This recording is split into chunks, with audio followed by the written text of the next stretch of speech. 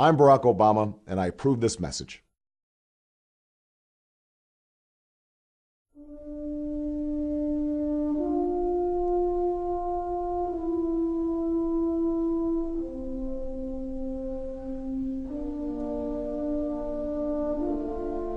With each passing month, our country's faced increasingly difficult times.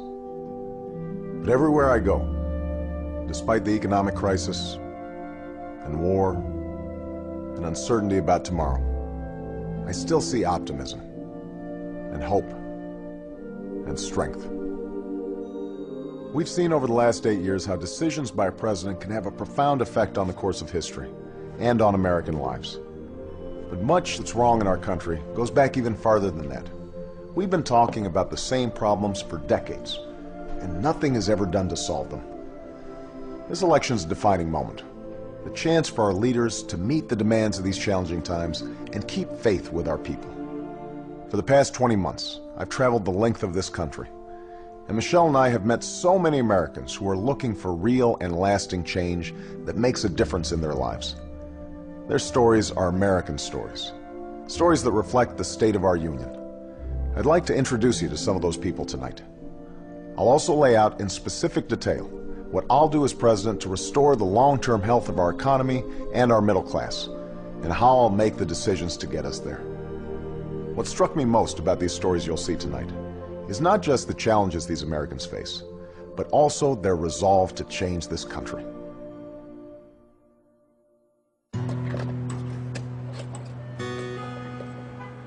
Rebecca Johnston is all about her family.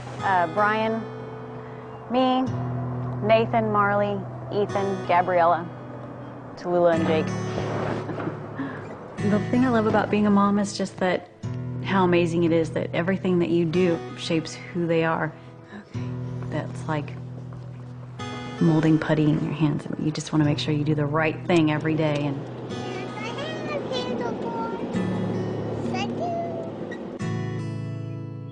10 years ago, she bought a house outside the city so she could send her children to good schools. Now, with rising costs, it's getting tight. Her husband, Brian, works at a tire retread plant and needs to stand all day. He has a torn ACL and meniscus that he walks around with every day. He was going to have the surgery in June, but we couldn't really afford for him to get the disability pay. And so they put off the operation to take care of other things. This is where our snacks would go. Gabriella, and then Nathan, and then my husband and I, and my daughter, and Ethan, my son. If they know that this is it for them for the whole week, then they will make it last longer. I think everybody feels the same way, that they'd like to see an end in sight to all the worry and the chaos of everyday living, trying to make ends meet. Okay, how much are we bringing in this week? How much is the car payment? Hold him, Ethan, hold him! When roughly can we pay this bill? All across the country, I've met families just like Rebecca's, getting their kids to school, meeting their mortgage payments, fighting for their families. It just keeps going up and up and up, and you know, and I can remember a time when I didn't have to worry about this stuff. We measure the strength of our economy not by the number of billionaires we have or the profits of the Fortune 500, but by whether someone with a good idea can take a risk and start a new business, or whether the waitress who lives on tips can take a day off and look after a sick kid without losing her job. An economy that honors the dignity of work.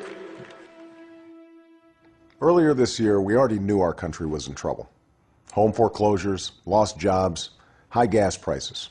We were running a record deficit, and our national debt had never been higher. But then, a little over a month ago, the bottom fell out. What happened in the financial markets was the final verdict on 8 years of failed policies. And we're now going through the worst economic crisis since the Great Depression. A few weeks ago, we passed a financial rescue plan. It's a step in the right direction, and as president, I'll ensure that you, the taxpayers, are paid back first. But we also need a rescue plan for the middle class, starting with what we can do right now that will have an immediate effect. As president, here's what I'll do. Cut taxes for every working family making less than $200,000 a year. Give businesses a tax credit for every new employee that they hire right here in the U.S. over the next 2 years. And eliminate tax breaks for companies that ship jobs overseas. Help homeowners who are making a good faith effort to pay their mortgages by freezing foreclosures for 90 days. And just like after 9/11, we'll provide low-cost loans to help small businesses pay their workers and keep their doors open. None of that grows government. It grows the economy and keeps people on the job. This is what we can do right now to restore fairness to the American economy and fulfill our commitments to the American people. The company I worked for went broke. Before they went down, they used $19 million from the retirement. And when they closed up, I should have gotten about $1,500 a month from retirement. Right. I only ended up with $379 a month. You earned your pension. You earned it. It wasn't a gift.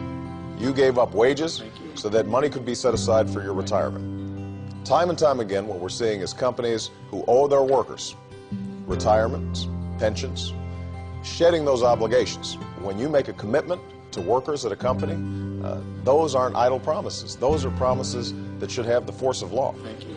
Americans, they don't expect government to solve all their problems.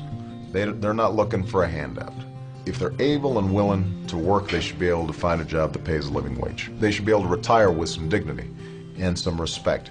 Think of this. Barack Obama is going to be a Democrat in the presidency who actually cuts taxes. But he's going to cut taxes for the people who really need a tax cut. He's going to cut taxes for the struggling families. And he's going to do that while holding accountable those companies that take advantage of tax breaks in order to send jobs offshore and to other countries. I don't know if it's that common sense Midwestern way of getting things done, but Barack Obama has Kansas roots, and he really has a plan to put us back on track and help us move forward. The challenges before us now are big. What we need are big solutions and big thinking. And Barack Obama is a problem solver who thinks big. It's a once-in-a-generation kind of leadership, and that's what Barack is offering us.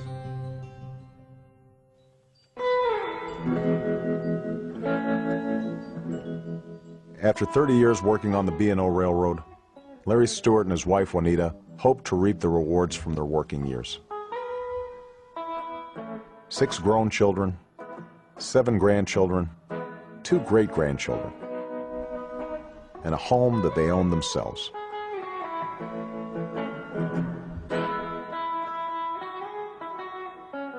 We've lived in this home for 10 years. A lot of work on this house, I did it myself. That floor down there, I put this floor in this house. We had our home paid for, so we just knew that retirement would be great.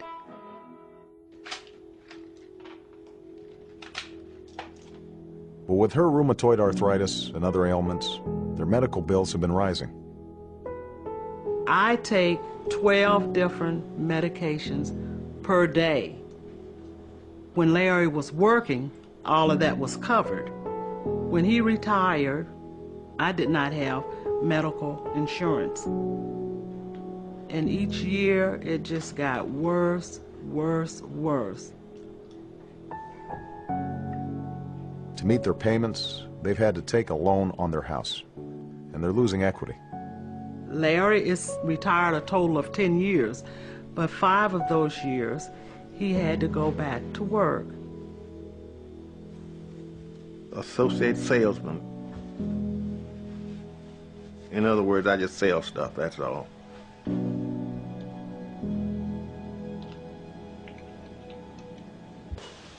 I'm 72 years old, and things are changing. You just wonder, you know,